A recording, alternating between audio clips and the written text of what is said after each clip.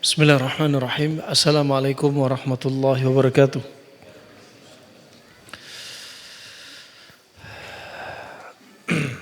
Innal hamdalillah nahmaduhu wa nasta'inuhu wa nastaghfiruh wa na'udzu billahi min shururi anfusina wa min sayyiati a'malina may yahdihillahu fala mudilla lahu wa may yudlil fala hadiya lahu. Asyhadu an la ilaha illallah wahdahu la syarika lahu wa asyhadu anna Muhammadan 'abduhu wa rasuluh. Amma ba'd. Alhamdulillah, Bapak, Ibu-ibu rahimani wa rahimakumullah jami'an yang saya cintai karena Allah Subhanahu wa taala, yang semoga Allah melimpahkan rahmatnya kepada kita dan taufiknya kepada kita semua. Pada kesempatan malam hari ini, sebagaimana request jamaah yang sebelumnya kita membahas kitab Ad-Da' wad-Dawa. Kemudian ada request di antaranya sebagian jamaah minta kajian tentang terkait kesehatan, ya, terkait kesehatan, ya, Tibbun Nabawi dan kedokteran Arab klasik. Padahal sebenarnya Ad-Da' wad-Dawa juga terkait kesehatan, cuma kesehatan hati, ya. Wa Tibbun Nabawi lebih komplit, ya, membahas sekian banyak cabang ilmu, juga tak lepas dari itu masih ada kaitannya dengan akidah, tauhid, juga fikih, tafsir, bahasa Arab, ya, sorof, ya. Sebenarnya ada dalam pembahasan-pembahasan buku-buku para ulama Tibbun Nabawi. Dan Tibbun Nabawi, sebagaimana judul kita pada malam hari ini, ilmu dasar Tibbun Nabawi. Ilmu dasar Tibbun Nabawi. Banyak di antara kaum muslimin muslimat belum tahu apa sih Tibbun Nabawi. Kajian apa itu? Nah, ini kajian seperti kajian yang masih baru didengar sebagian saudara kita. Padahal Tibbun Nabawi sebenarnya juga masuk dalam cabang dari cabang-cabang ilmu yang dibawa Nabi SAW. Bahkan Muhammad Ibn Muflih mengatakan Tibbun Nabawi sebenarnya juga bahkan termasuk salah satu mukjizat Allah kepada Nabi SAW. Ya, ini Tibbun Nabawi. Bismillah.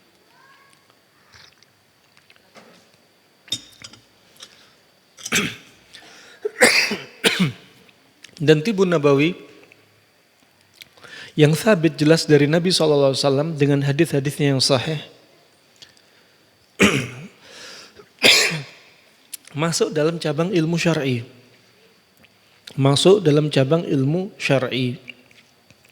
Bahkan Ibnu Muflih sebutkan masuk dalam konteks dari surat Al-Maidah ayat ketiga. Al-yawma akmaltu lakum dinakum, ya, wa atmamtu alaikum ni'mati wa raditu lakumul Islam madina.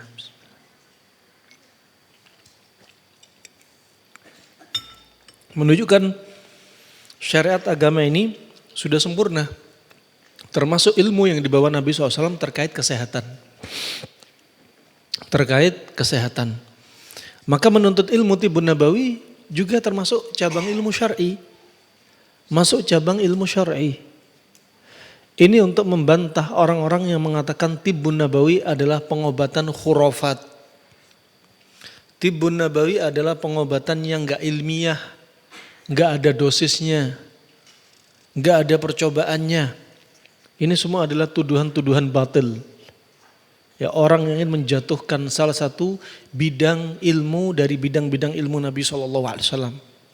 Bahkan menuntut ilmu Tibbun Nabawi juga termasuk belajar Tibbun Nabawi masuk juga dalam hadis Nabi SAW.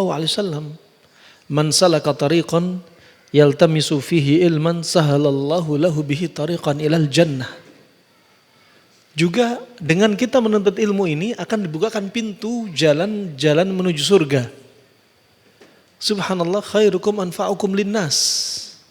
Ini juga salah satu pintunya. Sebaik-baik Anda, orang yang paling bermanfaat bagi manusia. Anda belajar ilmu pengobatan, Anda bermanfaat bagi manusia yang lainnya. Anda jadi manusia yang terbaik.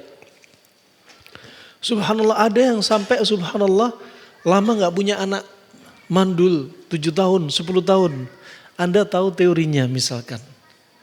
Subhanallah kemudian dia bisa punya anak. Bukankah ini menjadi amalan?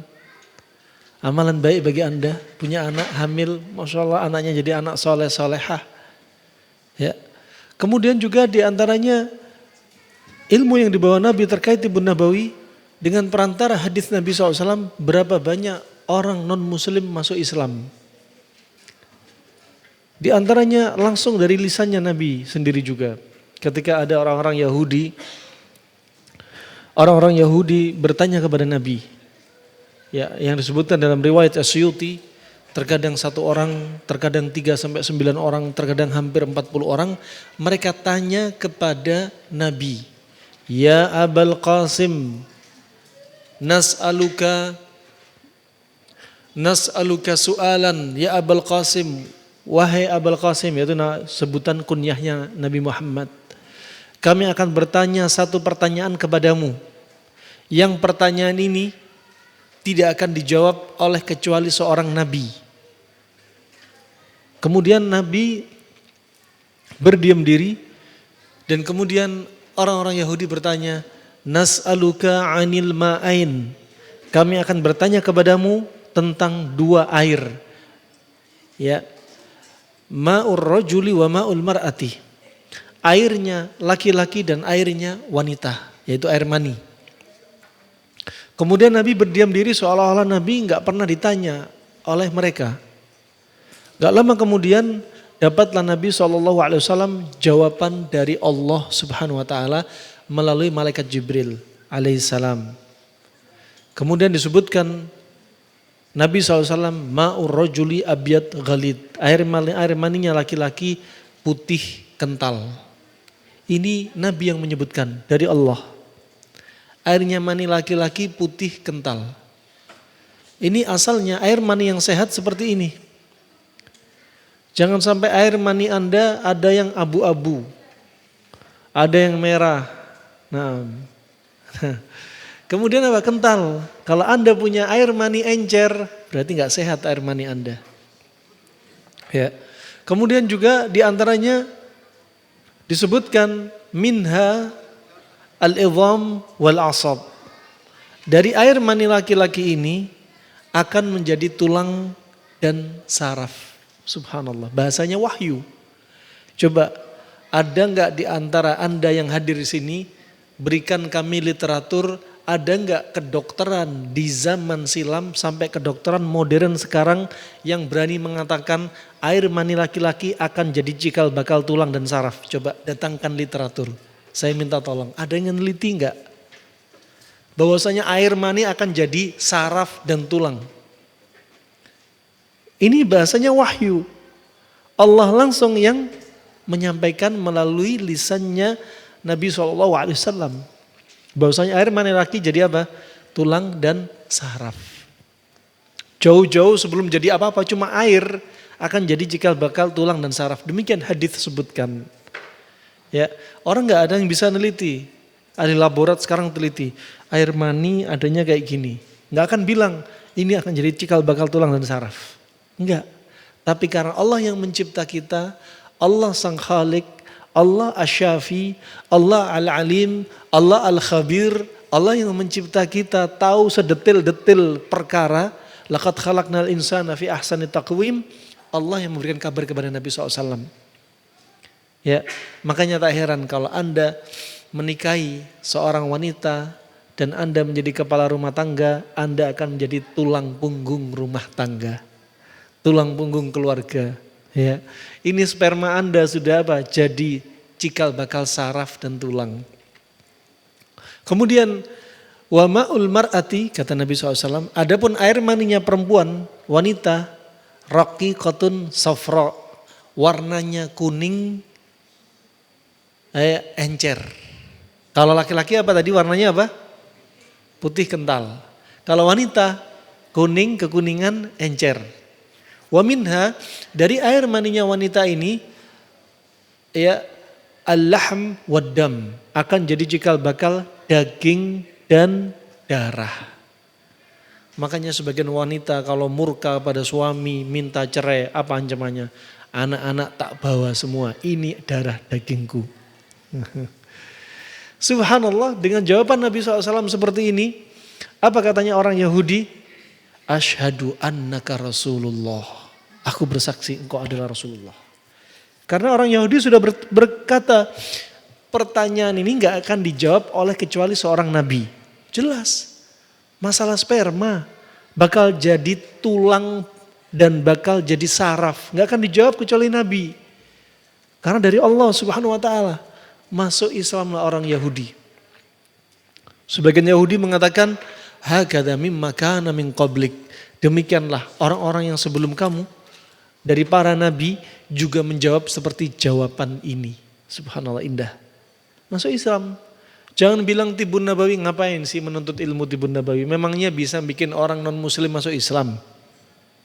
Ya, memangnya bisa bikin amal jariah? Memangnya bisa mengantarkan kamu kepada surga? Memangnya bisa menjadikan kamu menjadi orang yang paling bermanfaat? Subhanallah, ajib.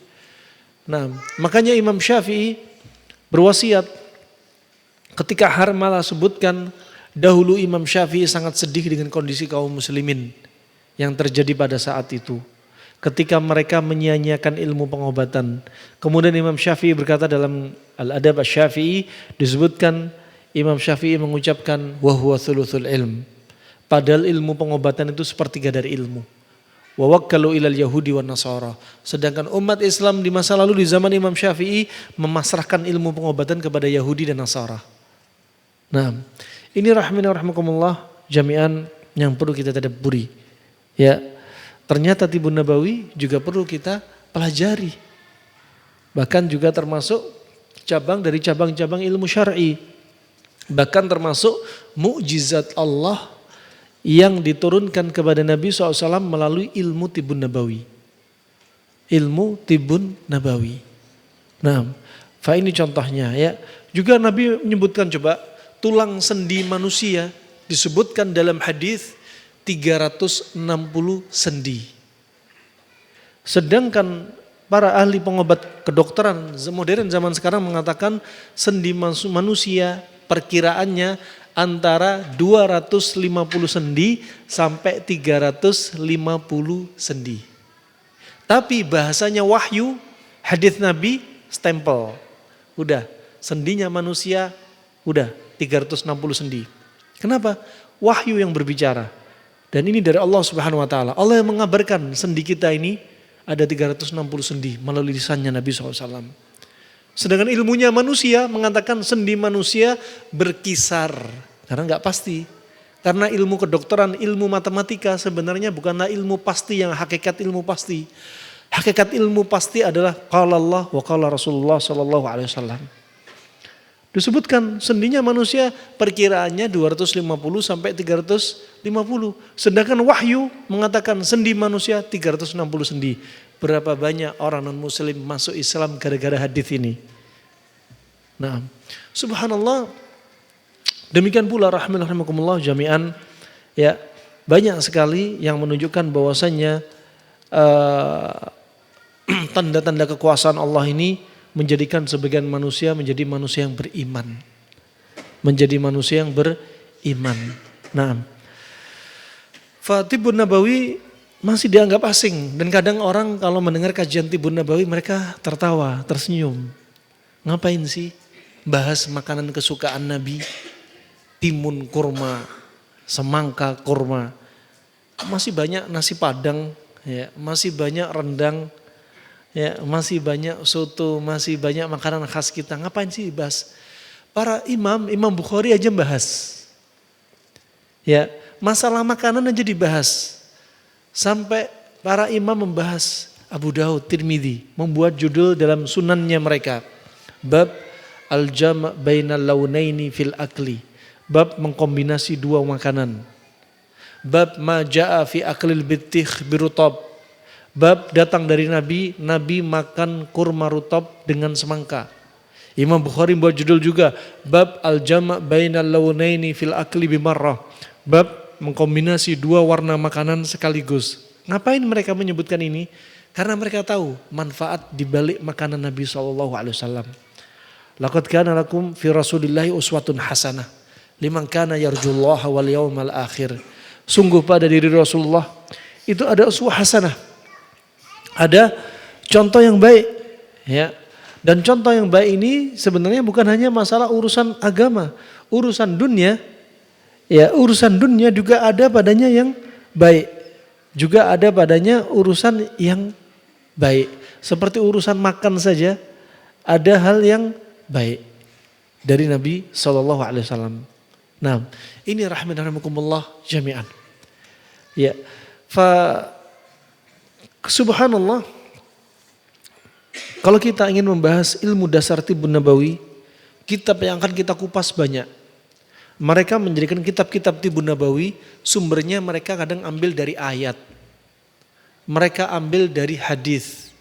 Mereka ambil dari ucapan sahabat, tabi'in, dan orang seterusnya. Dan yang menulis Tibbun Nabawi rata-rata para ulama-ulama ahlu sunnah mayoritasnya. Ulama-ulama ahlu sunnah wal jamaah. Coba kita perhatikan di antara kitab-kitab yang tenar berbicara tentang Tibbun Nabawi. Pertama, Imam Bukhari dalam sahihnya, Sahih Bukhari. Beliau meriwayatkan hadis tentang Tibbun Nabawi sekitar 120 hadis. Maka jangan bilang Tibbun Nabawi nggak ada. Imam Bukhari meriwayatkan. Ya, Imam Bukhari meriwayatkan. Juga disebutkan di sini dari riwayat Imam Bukhari itu athar-athar dari salaf. Para pendahulu kita baik dari kalangan sahabat ataupun dari kalangan tabi'in disebutkan dalam riwayat Imam Bukhari ini. Nah, dan kemudian juga Imam Muslim. Imam Muslim ya juga mengeluarkan apa yang diriwayatkan Imam Bukhari dalam sahihnya. Berarti Imam Muslim juga meriwayatkan 120 hadis sebagaimana Imam Bukhari meriwayatkan. Akan tetapi Imam Muslim menambah 8 hadis yang tidak disebutkan Imam Bukhari.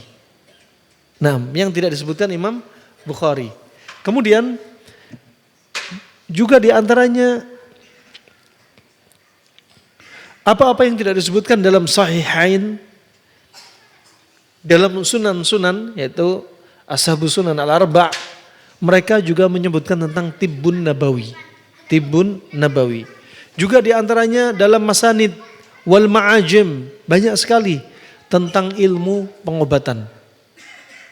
Kemudian juga di antaranya para ulama yang menulis tentang Tibbun Nabawi, contohnya Abu Bakar Ibnu Sunni. Semua ahlu sunnah yang kita sebutkan dari awal sampai sekarang, semuanya ulama ahlu sunnah yang nulis Tibbun Nabawi. Siapa mereka? Ulama ahlu sunnah. Ya, para salaf dari kalangan sahabat, tabi'in, tabi'ut tabi'in, seterusnya. Kemudian siapa mereka? Mereka orang yang mendapat taufik dari Allah Subhanahu wa taala. Siapa mereka? Orang yang jauh dari berhala. Siapa mereka? Yang menulis tentang tauhid. Siapa mereka? Orang-orang yang faham tentang akidah Ahlussunnah wal Jamaah. Siapa mereka? Orang jauh dari kesyirikan. Orang jauh dari maksiat, orang jauh dari kedustaan. Mereka orang-orang yang amanah, membukukan, meriwayatkan buku semacam ini. Imam Al-Bukhari kalau meriwayatkan hadis, perjalanan demi satu hadis saja bisa berhari-hari. Pernah Imam Bukhari keluar dari rumahnya, meninggalkan keluarganya, 3 hari 3 malam melakukan perjalanan demi satu hadis. Sampai berjalan sempoyongan di bawah jembatan, sampai anak-anak kecil berkata, "Man hadza rajul majnun?" Siapa laki-laki gila ini? Padahal Imam Bukhari. Ya. Dan ketika dia sudah mendapatkan hadis, apa yang dilakukan Imam Bukhari? Beliau mandi, wudu, salat istikharah, ya, salat 2 rakaat, kemudian beliau mencatat hadisnya. Kalau hadis itu sahih dicatat. Kalau enggak sahih itu kesedihan terbesar dia. Perjalanan berhari-hari. Apa tujuannya mereka jalan berhari-hari? Mereka mendengar qala hadatsana fulan an fulan. Ketika dapat dari fulan an fulan, langsung mendatangi rumahnya si fulan. Padahal rumahnya fulan jalannya bisa berhari-hari. Dia jalan kaki. Ketok pintu. Tok tok tok. Hal rawait hadal hadis? Hal sami'ta hadal hadis? Apa kamu dengar hadis ini? Iya. aku mendengar hadis ini dari fulan. Dicari lagi si fulan lagi yang meriwayatkan. Sampai beritanya nyambung. Ya, ini perjuangan besar. Ya, dan kitab-kitab Tibbun Nabawi diriwayatkan oleh mereka. Walaupun hanya urusan makanan, Nabi makan semangka dan kurma, diriwayatkan. Nah, kalau zaman kita ngapain sih kurma sama semangka? Mungkin kita perlu riwayatkan bagaimana bikin rendang yang enak. Iya kan? Coba, kenapa? Dan demikian caranya para ulama di masa silam. Kalau meriwayatkan hadis, kalau kajian gak model kajian kayak kita sekarang.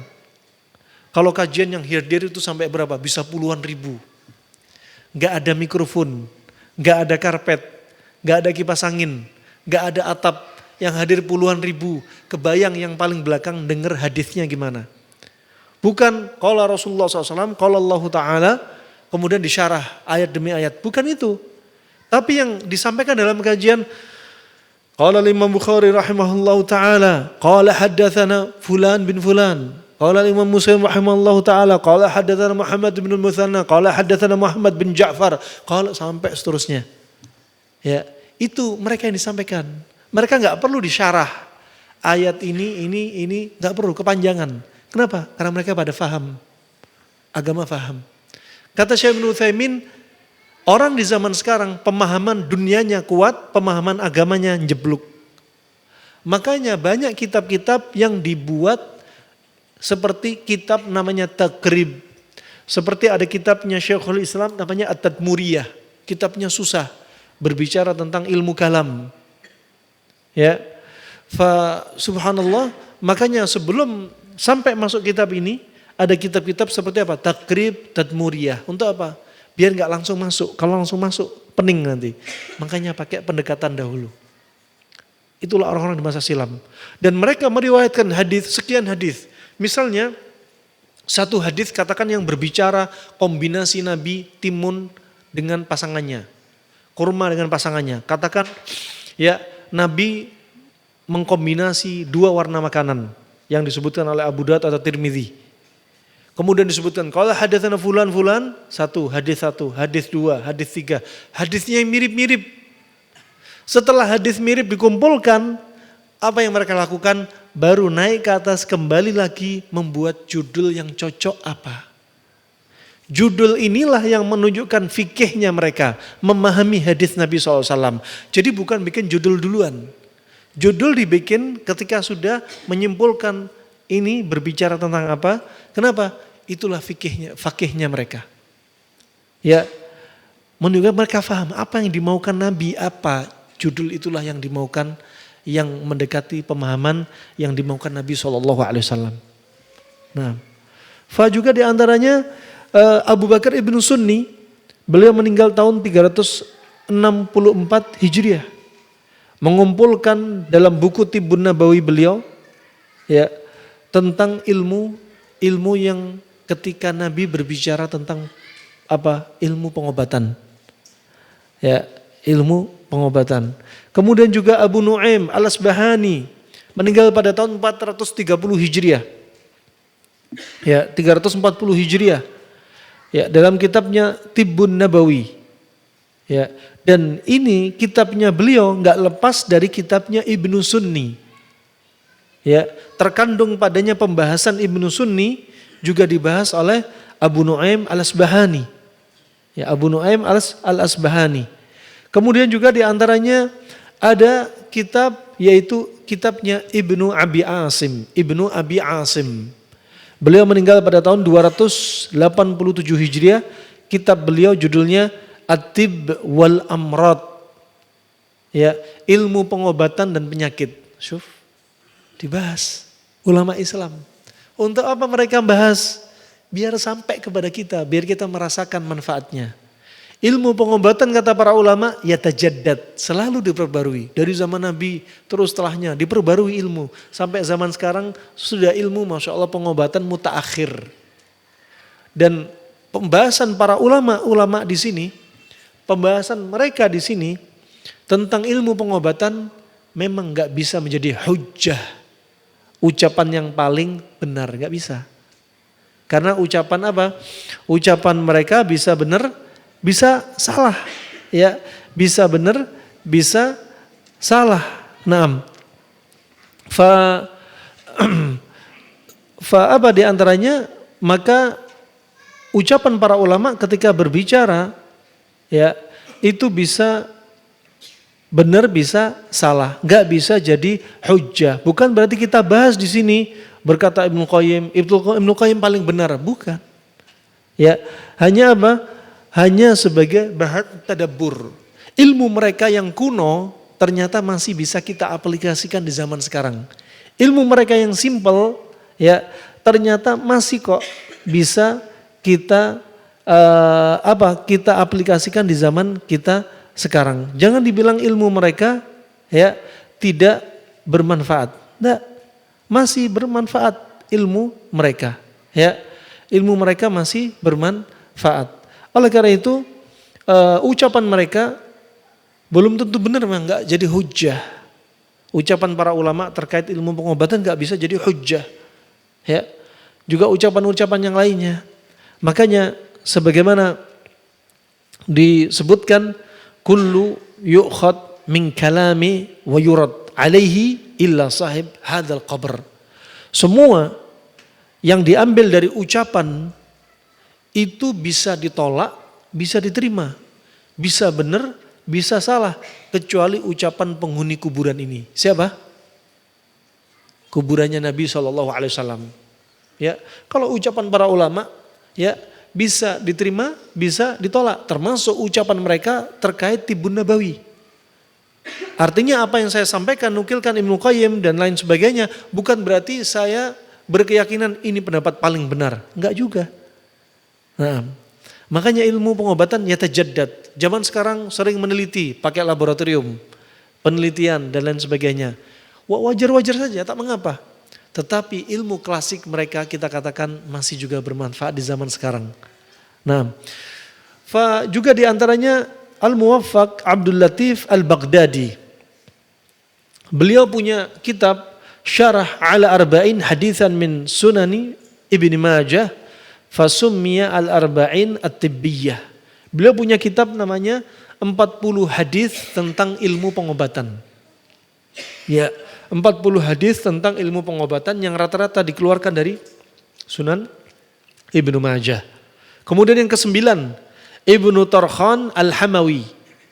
Ya, dia punya kitab namanya Al-Ahkam An-Nabawiyah Fis Sina'ati At-Tibbiyah. Ya, beliau mensyarah buku dari 40 hadis yang disepakati oleh Imam Bukhari, Imam Muslim terkait ilmu pengobatan. Beliau mensyarah berapa? 40 hadis yang diriwayatkan Imam Bukhari, Imam Muslim, ya, yang diriwayatkan oleh Syaikhan Bukhari dan Muslim, 40 hadis ini dan disyarah oleh beliau menjadi kitab namanya Al-Ahkam An-Nabawiyah fi Sina'ati Tibbiyah. Yaitu seputar hukum-hukum An-Nabawiyah terkait dengan yaitu ilmu pengobatan. Subhanallah, ya. Kemudian yang ke-10, ada kitab namanya Kitab Tibbun Nabawi li Abi Ja'far Al-Mustaghfiri. Beliau termasuk ulama meninggal tahun 432 Hijriah. Ini ada di rumah kami. Kitab ini kami miliki, ada. Abu Ja'far Al-Mustaghfiri. Ya, kitab beliau juga indah. Cara beliau menulis buku ini, qala hadatsana fulan sanadnya baru disebutkan hadis Nabi. Itu cara orang-orang di masa silam. Jadi apa bedanya ulama di masa silam sama ulama di masa sekarang? Ulama di masa silam tidak banyak bicara. Hanya sanad hadis. Ulama di masa sekarang satu hadis bisa menjadi kajian 3 jam. Satu ayat bisa jadi kajian 1 jam 3 jam. Kenapa? Karena umat membutuhkan syarah penjelasan. Karena pemahaman mereka terhadap agama gak seperti pemahaman manusia di masa silam yang dekat dengan zaman Nabi SAW. Ya. Begitu pula berikutnya wa jama'a Abdul Malik bin Habib kitab At-Tibbun Nabawi. Ya. Ada Abdul Malik bin Habib, dia mengumpulkan kitab Tibbun Nabawi. Kemudian juga yang ke-13 ada Muhammad bin Ibrahim bin Musa'id Al-Ansari, punya kitab juga namanya Tibbun Nabawi. Tibbun Nabawi. Nah, dan kitab ini masih ada di Mesir dalam wujud tulisan tangan asli. Ibnu Qayyim menulis kitab Zadul Ma'ad fi Hadi Khairil Ibad 5 jilid. Yang jilid keempat diambil dikeluarkan menjadi kitab Tibbun Nabawi Ibnu Qayyim. 5 jilid yang beliau tulis selesai dalam keadaan beliau safar haji. Sekali safar menghasilkan buku 5 jilid. Kita orang safar ngasilin apa? Berat badan naik. Ya. Ngasilin apa? Cari duit, bisnis. Ya. Wah subhanallah, ulama di masa silam keluar untuk apa? Mencari ilmu, mencari hadis. Nah, pulang belum tentu mereka bawa amplop. Ya. Pulang belum tentu mereka bawa duit, belum tentu. Bayangin. Mereka keluar untuk Allah. Karena Allah mencari hadis untuk apa? Umat. Kita keluar, kalau kita kerja, pulang gak bawa duit, siapa yang tanya? Mas, torannya mana? Nah, ini para ulama, subhanallah. Rahimani wa rahimakumullah jami'an. Di sini sekali lagi yang nulis tadi disebutkan rata-rata para ulama Ahlus Sunnah wal Jamaah.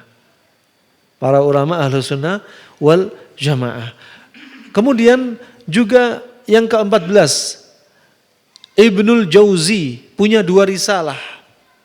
Ya, punya 2 risalah tentang Tibbun Nabawi. Salah satunya adalah namanya Luqat al-Manafi'. Penggalan-penggalan yang berfaedah. Ilmu yang berfaedah, penggalan. Namanya penggalan sedikit, bisa jadi kitab kecil. Kemudian juga yang lainnya namanya Mukhtarul Lafadz fit Tibb. Lafadz-lafadz pilihan dalam ilmu pengobatan. Makanya lafadz dalam ilmu pengobatan gak sama dengan lafadz dalam bahasa Arab biasa. Sama subhanallah, sering kami dapati para dokter ingin menerjemahkan buku yang mereka beli dari luar negeri tentang ilmu kedokteran. Kemudian para dokter nih, ya, banyak sering kita lihat pengakuan mereka. Para dokter menitipkan ahli penerjemah bahasa Inggris. Karena bukunya bahasa Inggris. Setelah diterjemah oleh para penerjemah, ya, yang mereka sudah terkenal, dibahas sama dokter, loh kok artinya kayak gini, nggak nyambung. Kenapa? Beda, bahasa Inggrisnya umum sama bahasa Inggris kedokteran udah beda. Inggris penyakit dan Inggris obat udah beda. Sama, makanya di sini Ibnul Jauzi membuat buku namanya apa? Mukhtarul Lafadz fit Tibb. Lafadz-lafadz pilihan tentang ilmu pengobatan. Ya, karena ada istilah-istilah dalam ilmu pengobatan dalam bahasa Arab yang gak ada di bahasa Arab yang dipakai harian. Contoh yang pernah kami dapati, salah satu lafadz hadis Nabi SAW dari Anas bin Malik, riwayat Ibnu Majah, ketika Nabi menyebutkan penyakit atau irqun nasa, syifa'u au ilaju irqin nasa, al-yatu al-kibish. Obatnya nyeri pinggang adalah ekor kambing. Ekor kambing. Ya. Kemudian disebutkan yudhab. Yudhab itu dilelehkan, dimasak. Mau bisa disop, mau dipanasin, keluar minyaknya.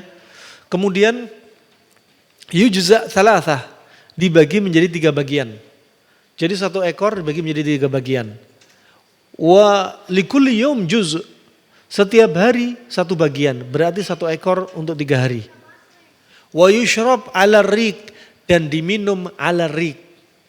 Di sini 5 kaidah ada di dalam hadis ini. Contoh hadis paling lengkap. Penyakitnya disebutkan irqun nasa. Irqun nasa itu semacam bahasa medisnya isialgia, nyeri pinggang isialgia. Kedua, disebutkan obatnya, ekor kambing. Ketiga, disebutkan cara mengolahnya, yudhab. Keempat, disebutkan dosisnya. Jadi 3 dosis, 1 dosisnya untuk 1 hari. Kelima, dijelaskan kapan minumnya, yaitu ala riq. Diterjemahkan dalam buku-buku, ala riq diartikan yaitu minum di atas ludah. Ini namanya apa? Bahasa Arab diterjemahkan bahasa Indonesia letterleks. Ala itu di atas, riq itu ludah. Berarti cara minum ekor kambing ini diminum di atas ludah. Nanti gimana difahami? Ngumpulin ludah dulu, terus masukin. Enggak. Al-riq maksudnya apa? Yaitu ketika perut kosong. Coba. Makanya perlu apa? Kita harus tahu bahasa Arabnya orang Arab. Apa yang dimaukan? Para sahabat di masa silam, kalau nggak paham hadis Nabi SAW, seperti Umar bin Khattab, mereka kemana mencari istilah tersebut? Cari ke kampung Badu. Orang Badu bahasa Arabnya masih terjaga.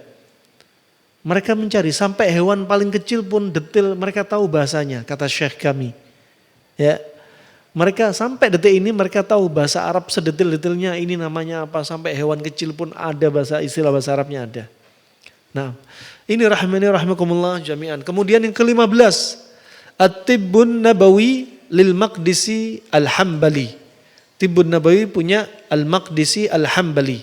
Ini sepertinya kitab ini yang sedang dibaca oleh Syekh Abdul Razak bin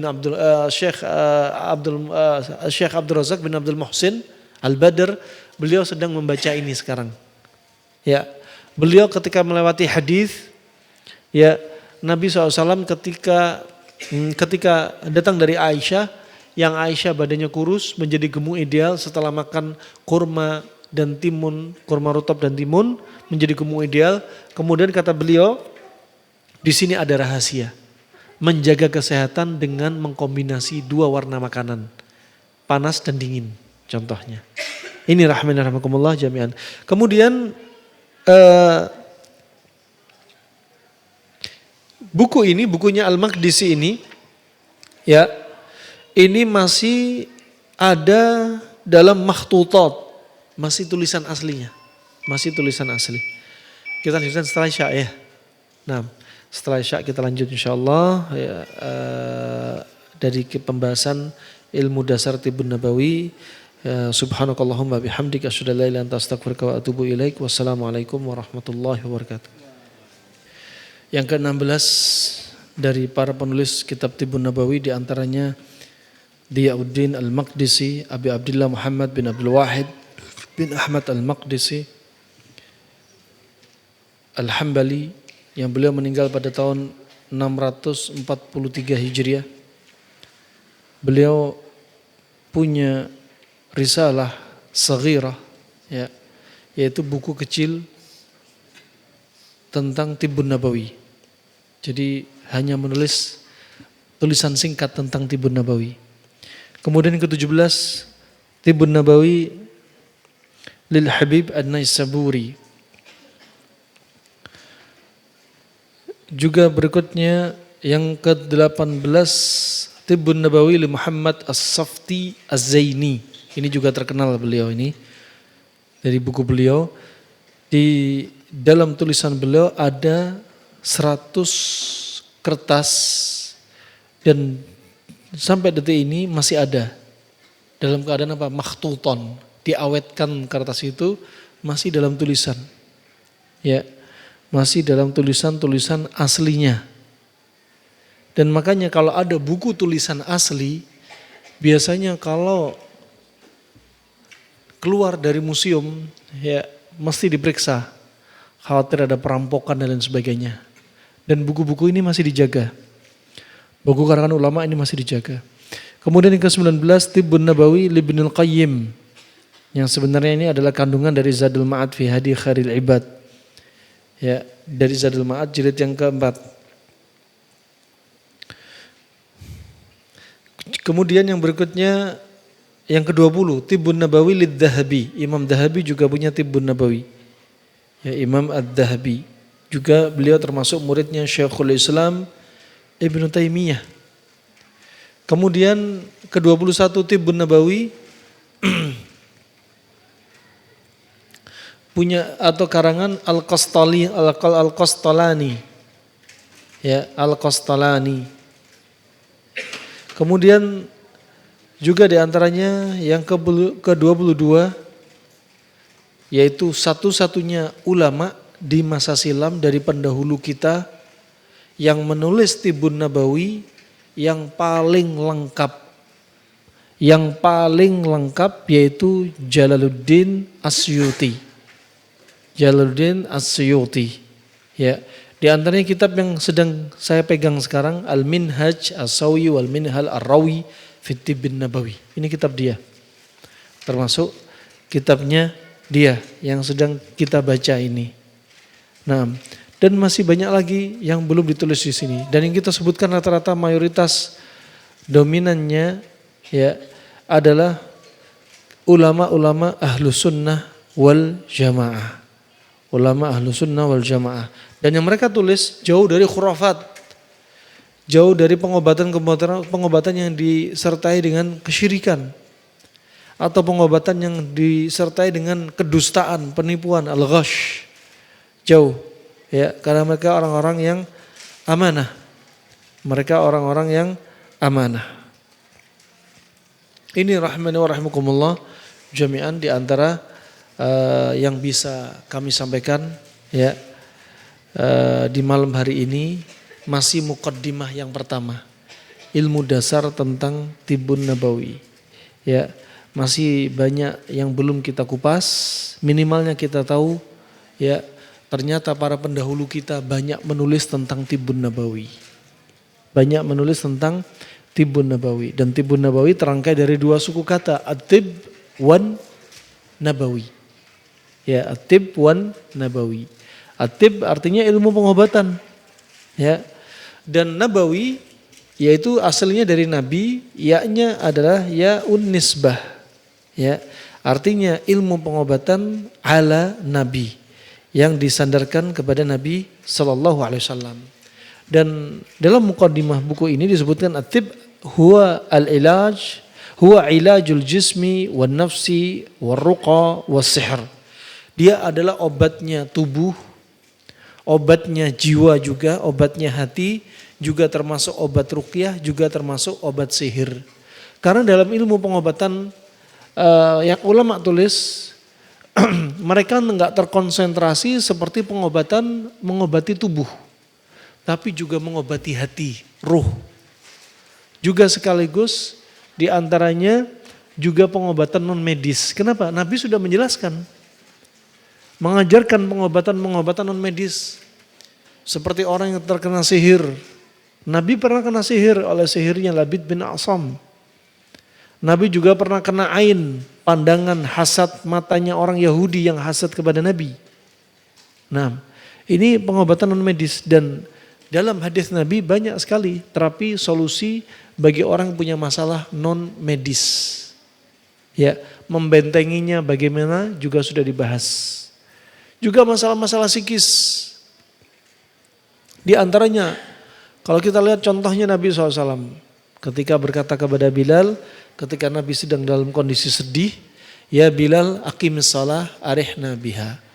Ya Bilal, ayo tegakkan sholat. Hati ini tenang kalau kita sholat. Itu. Allah juga berfirman, ala bidzikrillah tatmainnul qulub. Bukankah dengan zikir kepada Allah hati ini tenang? Ini obat-obat kesedihan. Bukan orang sedih tambah banyak curhat. Orang sedih bikin status. Orang sedih nangis terus. Bukan, nih obat-obatnya. Di antara Nabi juga mengajarkan zikir kesedihan. Allahumma rahmataka arju. Wa la takilni ila nafsi tarfata ainin. Wa aslih li sya'ni kulla la ilaha illa ant. Hadits disahihkan Syekh Albani. Ya Allah, rahmatmu aku harapkan. Jangan biarkan diriku sekejap mata pun ya Allah. Jangan dibiarkan sendiri. Perbaikilah semua urusanku ya Allah. Gak ada sesembahan yang berhak disembah kecuali Engkau. Ini zikir kesedihan juga. Nabi Yunus juga demikian. Ketika di dalam perutnya ikan paus. Fi dhulumati thalath. Di dalam 3 kegelapan. Gelapnya perutnya ikan paus. Gelapnya dia berada di bawah lautan yang semakin dalam di bawah ikan paus. Gelapnya dia jauh dari matahari. Apa yang dia lakukan? Ya, gak ada jendela, gak ada oksigen kecuali sedikit dari sisa perutnya ikan paus. Ya, gak ada cahaya, ya gak ada pintu. Yang Nabi Yunus baca, la ilaha illa anta subhanaka inni kuntu minadh dhalimin. Ini juga zikir untuk menghilangkan kesedihan. Ketika orang sedih, justru tauhidnya yang ditingkatkan. Ya, zikir-zikir kesedihan rata-rata banyak terkandung padanya tauhid. Seperti la ilaha illa anta subhanaka inni kuntu minadh dhalimin. Ya. Begitu pula ternyata obatnya sedih juga diajarkan Nabi.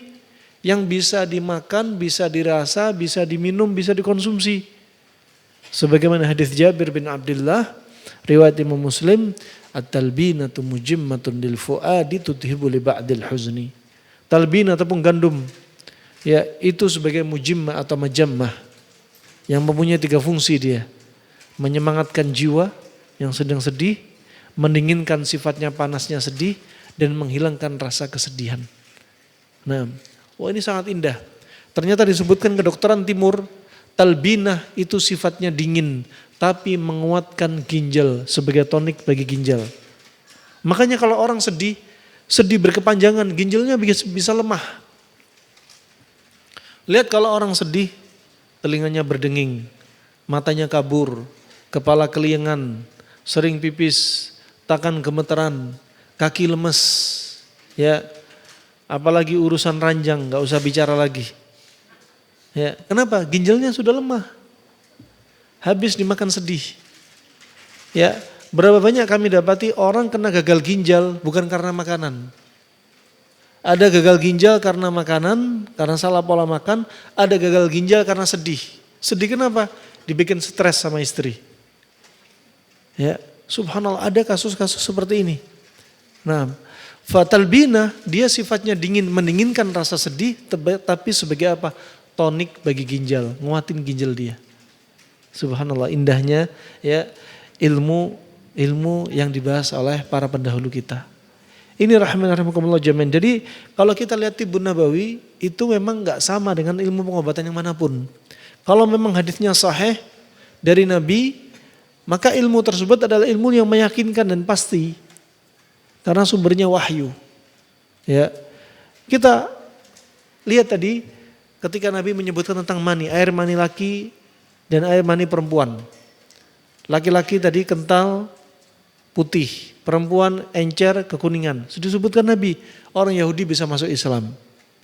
Disebutkan Nabi juga tulang sendi manusia 360 sendi. Wahyu yang menyebutkan.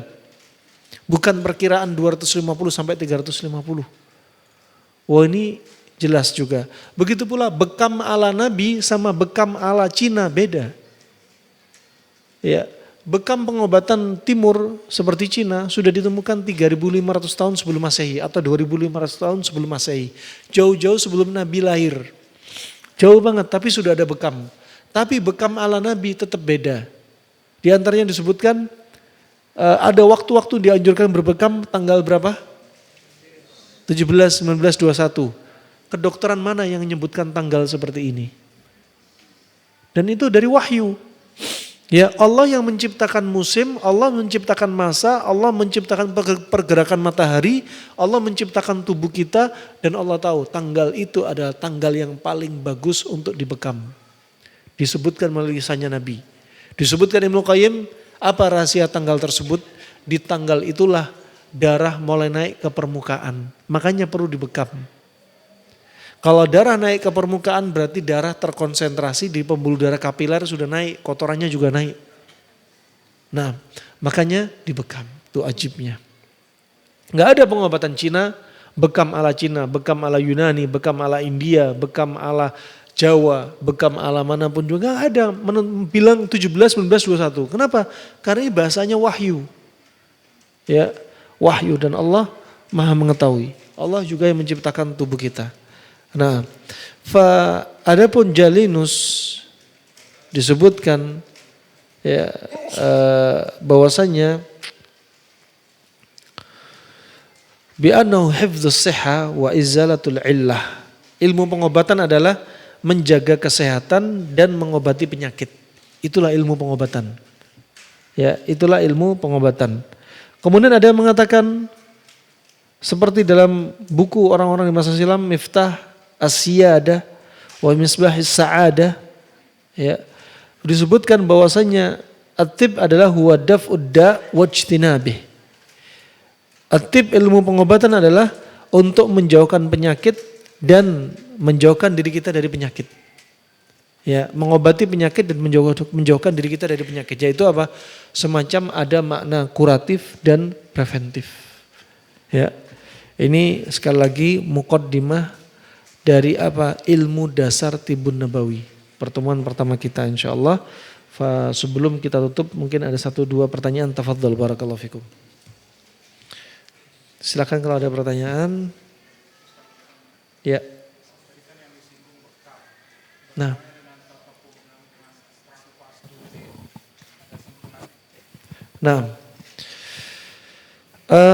Bekam termasuk jadwal dari Tibbun Nabawi atau masuk dalam kategori Tibbun Nabawi. Bekam. Ya, sebagaimana Nabi SAW telah bersabda, khairu ma tadawaitum bihi al-hijamah. Sebaik-baik Anda berobat adalah dengan bekam. Adapun Ibnu Qayyim menambahi lafaz khairu ma tadawaitum bihi al-hijamah wal fas, ya, hijamah dan fasdu. Diriwayatkan oleh Imam Bukhari kata Ibnu Qayyim. Ternyata setelah dicek dalam kitab Imam Bukhari tidak ada lafaz fasdu. Berarti fasdu masuk sunnah apa bukan? Bukan. Karena nggak ada dalam lafaz. Juga disebutkan dalam satu hadis ketika Rasulullah memerintah Tabibul Arab Al-Harith bin Kaldah untuk mengobati salah seorang sahabat yang sedang sakit. Ya, pernah yang sakit Ubay bin Ka'ab, pernah sakit Sa'ad bin Abi Waqqas. Nabi SAW pernah memerintahkan juga sahabat yang lainnya agar apa? Agar Al-Harith bin Kaldah mengobati mereka. Dan Al-Harith bin Kaldah pernah menggunakan terapi fasdu. Nah, apakah fasdu termasuk sunnah? Karena Nabi memerintah Al-Harith bin Kaldah? Bukan. Karena fasdu itu adalah ijtihadnya Al-Harith bin Al-Kaldah. Al-Harith bin Kaldah. Ya, jadi bukan masuk dalam terapi sunnah. Dan terapi fasdu ini sudah ada sejak zaman Fir'aun. Disebutkan dalam buku namanya Al-Burdah Al-Fir'auniyah. Sudah ada. Bahkan Hippocrates 370 tahun sebelum Nabi Isa lahir, dia sudah menulis buku tentang fasdu. Subhanallah. Berarti dari masa silam, darah itu sering menjadi terwujud atau media terapi pengobatan. Ya. Tapi jangan salah paham. Fasdu yang bukan sunnah bukan berarti fasdu dimakruhkan atau diharamkan. Ya, dia tetap sebagai terapi pengobatan. Anda kalau perhatikan apa hubungan darah dan penyakit, sangat erat hubungannya. Yang menyebarkan penyakit ke seluruh tubuh ya darah. Apa yang kita makan, darah kita adalah wujud dari apa yang kita makan. Makanya ucapannya Hippocrates, you are what you eat. Apa yang Anda makan, diri Anda seperti itu. Gara-gara apa yang Anda makan, Anda bisa mandul gak punya anak, gara-gara Anda. Gara-gara Anda makannya seperti itu, akhirnya Anda mengalami darah tinggi, tumor, kanker, vertigo, migrain, kemudian juga asam urat, kolesterol, darah tinggi dan lain sebagainya. Termasuk apa yang Anda makan, darah Anda adalah cerminan dari apa yang Anda makan. Makanya ketika di wasdu ada yang darah, Masya Allah warnanya kayak Vietnam drip. Cuma bawahnya merah, atasnya putih. Kalau Vietnam drip putihnya di bawah, yang atas hitam. Kalau ini enggak, darahnya bawahnya hitam, atasnya putih. Saking kotornya darahnya. Ya, ada yang di fasdu warna darahnya di atasnya ngambang warna hijau. Ada yang di wasdu warna darahnya kayak gaji. Ya, dan betul-betul kental. Ada yang di fasdu ya, ada yang warnanya ya cerah kekuningan, penuh dengan serum lipemik. Ya, alhasil apa yang Anda makan darah Anda juga cerminan. Ada yang di fasdu banyak uapnya, biasanya identik dengan banyak uap ini apa? Timbul gas di dalam usus terlalu banyak. Dan gas ini kata Al-Hafidz Ibnu Hajar akan menyebabkan sekian banyak penyakit. Ya, dan Rasulullah dalam hadisnya Abi Hurairah radhiyallahu an riwayat Imam Ahmad, Imam Bukhari, gas uap inilah yang menyebabkan pusing. Ya, kronologi pusing dijelaskan wahyu. Pusing ketika Nabi ditanya orang Badu apa itu pusing? Raihun ya'tar itu fi ra's wa yadribu al-asab. Angin yang numpuk di kepala dan menekan saraf. Angin dari mana? Dari perut. Kok bisa naik kepala? Diambil pembuluh darah. yang nempel di usus. Disebarkan pembuluh darah sampai numpuk di otak juga. Timbullah uap dan akhirnya apa? Menimbulkan pusing. Makanya kalau ada orang kena vertigo, kalau sudah sendawa, buang angin atau kentut, permisi akramakumullah, langsung enteng pusingnya coba. Nah, ini diantara contoh ringan ya. Selama pengobatan itu ya tidak ada unsur kesyirikan, unsur keharaman, halal-halal saja. Karena ini perkara dunia, perkara dunia. Sekali lagi, fasdu hanya terapi penopang. Terapi intinya perbaiki pola makan Anda. Ada sebagian orang di fasdu darahnya tetap, di fasdu kolesterolnya tetap mendekati angka 300. Padahal rutin fasdu. Kok bisa? Masih bermasalah. Apakah yang salah fasdunya? Bukan. Yang salah lifestyle Andanya masih perlu dikoreksi. Ternyata apa? Kebiasaan tidur tengah malam. Biasa tidur di atas jam 12. Akhirnya apa? Metabolisme lemah. Makanan yang dimakan gak bisa dicerna karena lemah, kurang istirahat. Pola makan salah, pola minum salah. Contoh minum yang salah, lihat hadis Nabi SAW. Nabi bersabda, masul ma mason wala ta'ubbul ma'abban fa innal kubat liman ya'ubbul ma'abban. Hadis sahih riwayat As-Suyuti. Nabi bersabda, minumlah air perlahan-lahan. Ini contohnya perlahan-lahan. Contoh ya, bismillah. Ini perlahan. Terus kalau minum 3 kali teguk. 3 kali teguk, bahirnya ya 3 kali teguk. Tadi sekali teguk. Kemudian perlu baca bismillah lagi apa enggak? Khilaf para ulama. Al-amr wasi'. Ya. Adapun ketika setiap sesuapan makan cukup bismillah di awalnya. Enggak perlu bismillah, mau suap kedua lagi bismillah. Untuk minum juga demikian. Sebagian ulama mengatakan minum bismillah cuma sekali. Kemudian apa? Enggak usah baca bismillah. Adapun Ibnul Hajj mengatakan ya boleh sah-sah saja. Ketika khusus masalah minum. Bismillah ditaruh. Kemudian minum lagi bismillah. Tak mengapa. Jangan bilang bid'ah. Ya, karena apa? Al-amr wasi'. Ya. Kemudian setelah minum tadi 1 teguk kan tadi kan? Terus minum tegukan kedua. Tegukan kedua. Bukan minum 3 kali teguk, bukan berarti sekali minum harus 3 kali teguk, dalam 1 gelas harus habis. Ini gagal paham. Ini airnya berapa liter? Berapa mili? 750. Antum mau minum ini 3 kali teguk. Krok.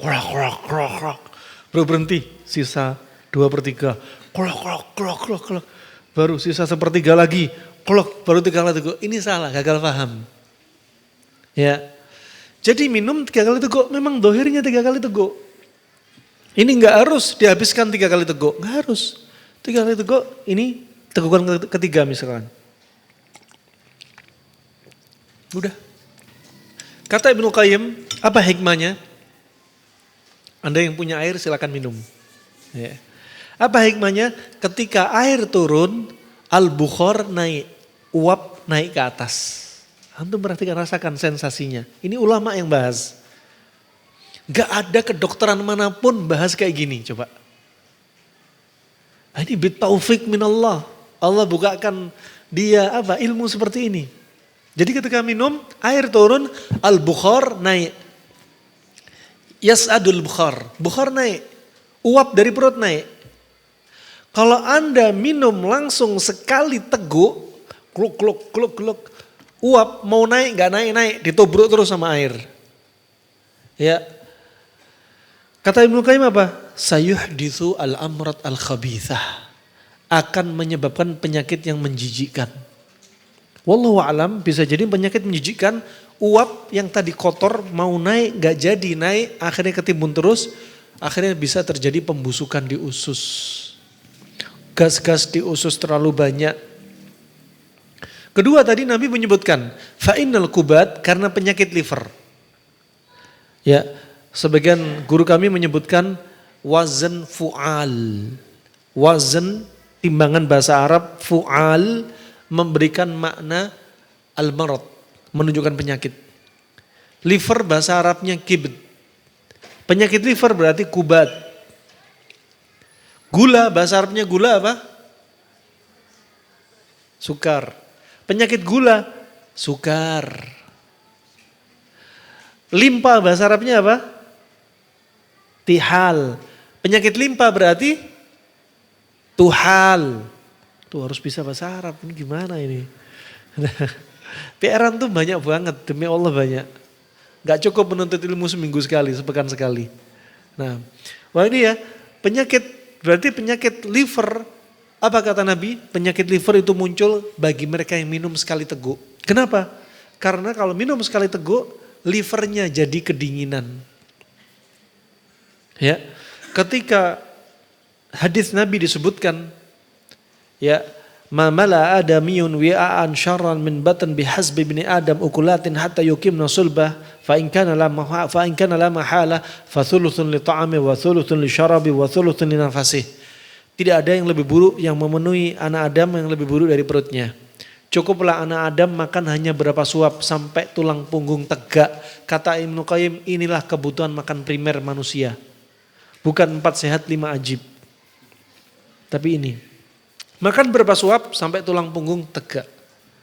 Kalau memang gak cukup, dia pengen nafsu makan nambah lagi, ada rukhsah. Sepertiga untuk makan silahkan. Dan makanan itu kata Ibnu Qayyim sifatnya tanah. Sepertiga untuk minum dan minum itu sifatnya air. Sepertiga untuk nafas dan nafas sifatnya udara. Nah, kemudian ada yang tanya, lalu apinya di mana? Dibahas. Di antara dinukilkan dari ucapan Imam Al-Ghazali, lambung itu layaknya panci. Penutup panci itu esofagus. Panci penutup dari bawah yaitu famul me'dah atau sphincter pylori. Di panci itu isinya makanan digodok sebagaimana lambung kita. Apinya dari mana? Api dari kanan itu liver kita. Api dari kiri limpa kita. Api dari depan lemak dari perut kita. Api dari belakang daging yang nempel pada tulang punggung. Api dari kiri atas jantung kita. Makanya kalau minum air sekali teguk, api di liver jadi lemah, diredupin. Makanya pencernaan juga lemah. Nih, pola tidur kurang tidur, jelek, akhirnya pencernaan lemah. Cara minum salah, pencernaan lemah. Cara makan salah, pencernaan lemah. Nah, makanya perbaiki pola makan. Jangan kakean pola ketika makan. Ya, bisa dipahami?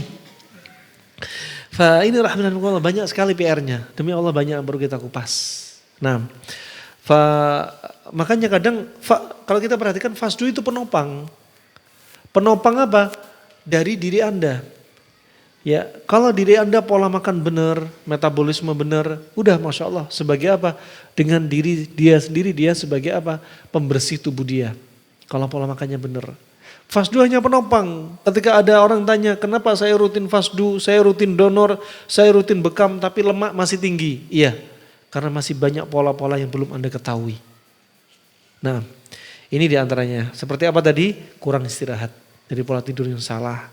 Juga diantara kombinasi makan yang benar, cara minum yang benar. Nah, ini yang belum dipelajari. Kemudian, bagaimana caranya mengurangi keringat dan bau badan? Keringat dan bau badan adalah salah satu indikator tubuh Anda perlu didetoks. Keringat bau, ketiak bau, ya permisi, H2S-nya sangat bau, kentutnya sangat bau, ya kemudian pipisnya pekat lagi bau, ya nafasnya juga bau, ya. Ini menunjukkan apa? Tubuh Anda perlu detoks. Ini kita hanya bicara bau, tidak bicara berat badan, belum bicara bagaimana tinja yang normal, belum bicara yang lainnya. Kita hanya bicara konsen kepada aroma bau ini. Ya, menunjukkan apa? Tubuh Anda saatnya perlu dibersihkan. Perlu dibersihkan. Kalau kita lihat untuk mendetoks pencernaan bagian atas, Ibnu Qayyim menukilkan dari pendahulunya, ya dengan cara memuntahkan isi lambung seminggu sekali, sepekan sekali. Dirangsang anak lidah, dimuntahin. Kalau membersihkan perut tengah ke bawah dengan cara minum obat yang bikin diare. Di antaranya wasiat Nabi, alaikum bi albanil baqar, hendaknya Anda sering minum susu sapi. Ternyata susu sapi mengandung laktulus untuk bikin diare. Kalau minum dosis harian tentunya sedikit. Tapi kalau dosis untuk cuci perut ditambah dosis minum susunya. Ya, agar dia dibersihkan perutnya. Untuk diantaranya membersihkan racun di bawah kepala, kulit kepala dengan daun bidara. Makanya ketika ada orang kutuan, terapi detox istifraq yang tersirat di dalam Al-Quran yang dibahas Ibnu Qayyim adalah ayatul hajj. Au bihi adam min ra's. Atau ada gangguan di kepala. Padahal sedang haji.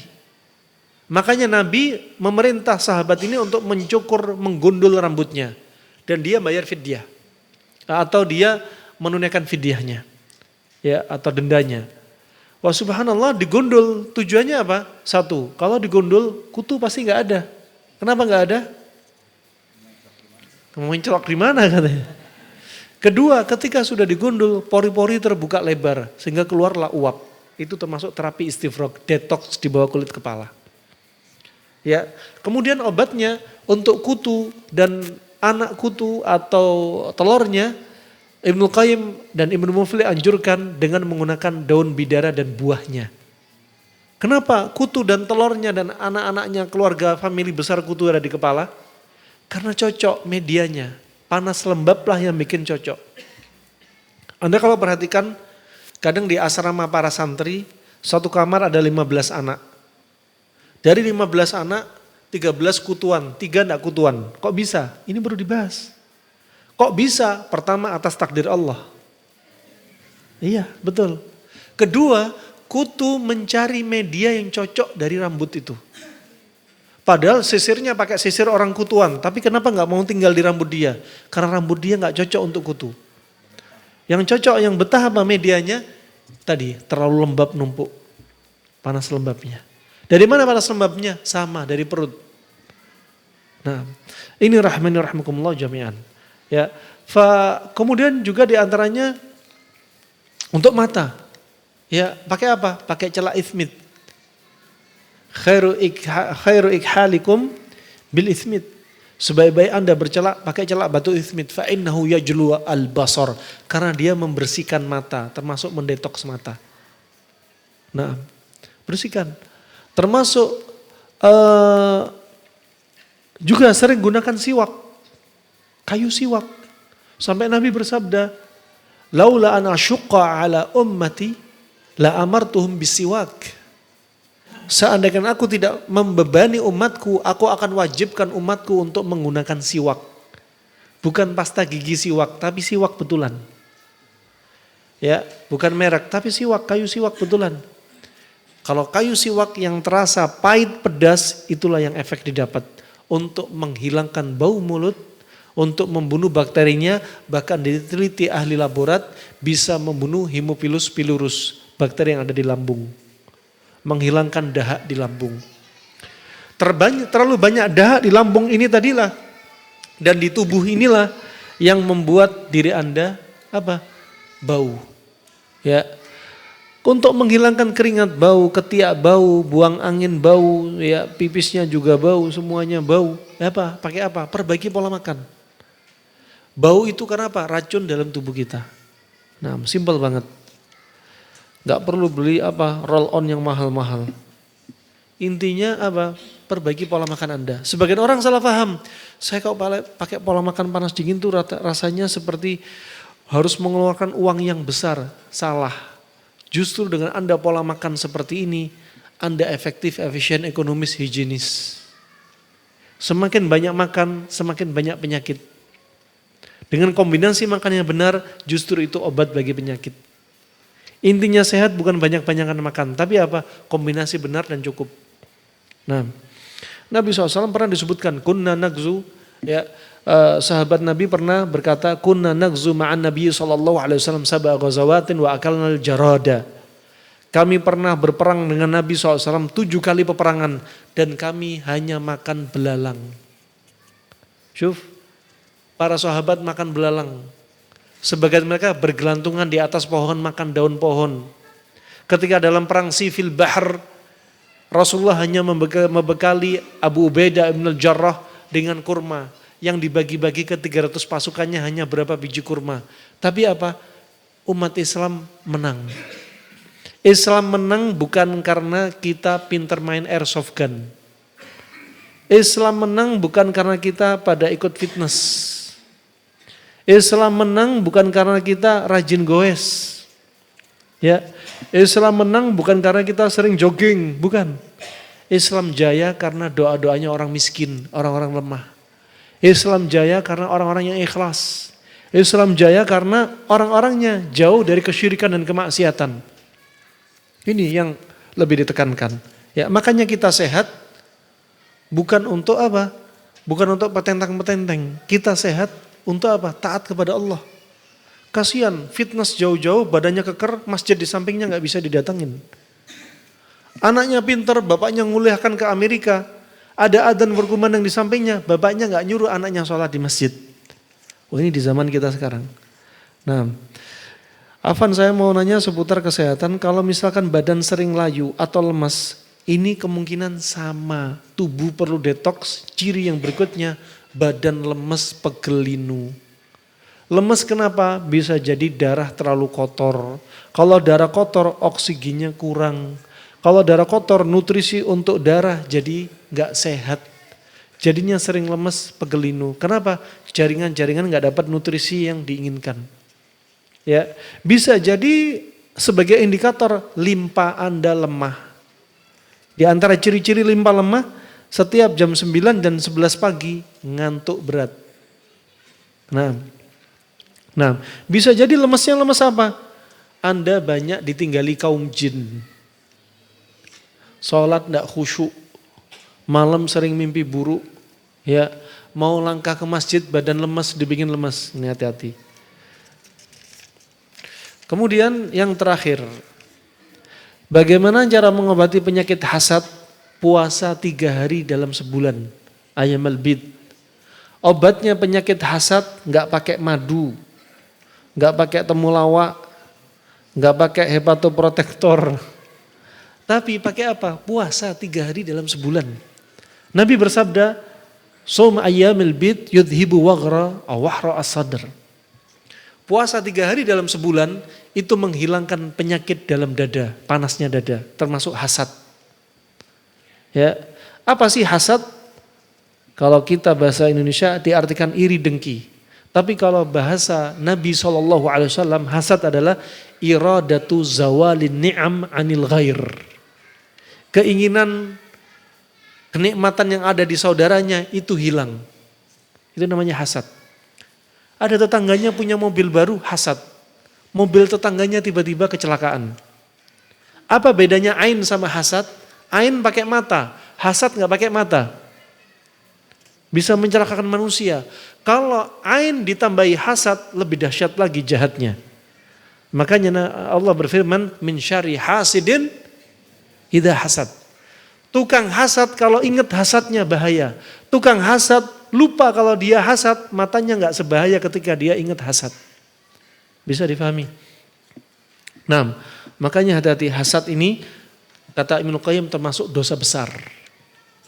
Kita melempar mata jahat kita juga termasuk dosa. Ya, hasad juga dosa. Maka obati dengan puasa 3 hari dalam sebulan. Ya, ayamal bid 13, 14, 15. Kalau nggak bisa dipilih setiap 10 pertama, 10 kedua, 10 ketiga. Atau bisa pilih kapan saja Anda pilih hari. Yang penting Anda niatkan puasa ayamal bid. Mau digabungin puasa Senin Kemis nggak mengapa. Ya, tetapi yang afdal wal afdal adalah zahir hadis 13, 14, 15 bulan Hijri. Ya, bulan Hijri. Nah, ini ya, hasad ini sangat berbahaya. Nabi pernah kena hasadnya orang Yahudi juga. Bahaya. Nah, untuk membentengi tubuh kita dari hasad ya diantaranya zikir pagi petang, jauhi maksiat-maksiat, ya. Kemudian jangan simpen dendam juga, karena ketika kita juga punya masalah psikis kita juga lemah. Ya, sering banyak baca Al-Qur'an, sering zikir, ya. Kemudian sholat dan lain sebagainya. Kemudian yang ajib lagi, obat yang paling berat, kata Ibnu Qayyim, obatnya orang yang Mengobati orang yang hasad sama kita ada 10 obat. Ada 10 obat. 1, 2, 3, 4, 5. Pertama ada disebutin, kalau dihasatin orang pakai jurus IGP. Emang gua pikirin. Kalau ada orang hasad biar. Kita gak usah balas hasadnya dia. Ya. Kemudian jurus yang ke-9. Ya. Kalau ada orang hasad, ini agak berat. Orang yang hasad, Anda baiki hubungan dengan dia. Ada orang hasad sama Anda, ajak traktir makan. Wah itu sudah traktir makan tapi maksa banget tuh. Udah panas hati ini hasad sama saya tapi saya undang makan. Ini kalau bisa ditundukkan Masya Allah. Dan yang terakhir terapi ke-10-nya adalah tingkatkan tauhid Anda. Itu kata Ibnu Qayyim ya, dalam kitabnya Bada'il Fawaid. Kemudian apakah boleh Ustadz jika kita menegur menasihati seseorang tanpa dalil? Boleh. Kalau semua hafal dalil yang nasihati nanti Ustadz semua nanti. Nah, al-amar bil ma'ruf wa nahyu 'anil munkar enggak harus MUI, enggak harus Menteri Agama, enggak harus Pak Ustadz, enggak harus Pak Yai, enggak harus siapa. Semua. Ballighu anni walau ayah, sampaikan dariku walaupun 1 ayat. Ya. Anda punya apa? Ngelihat kemungkaran, jangan ditunda. La yajuz ta'khirul bayan an waqtil hajah. La yajuz ta'khirul bayan an waqtil hajah. Enggak boleh mengakhirkan penjelasan ketika dibutuhkan. Ada orang maksiat, nantilah. Jangan, jelasin. Ada orang enggak tahu cara wudu yang benar, jangan ditunda. Jelaskan cara wudu yang benar. Jangan diakhirkan. Bahkan dari Abu Bakar As-Siddiq, riwayat Abi Daud, Nabi SAW bersabda.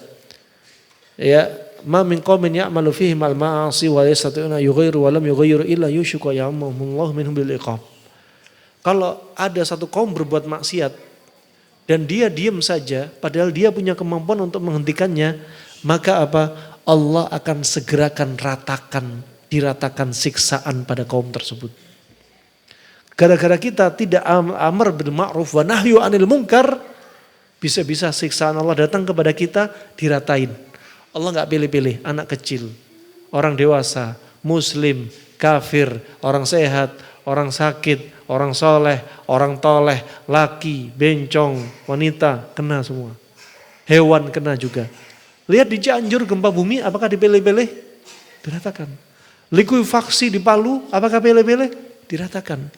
Gempa bumi di Turki, dipilih-pilih? Diratakan.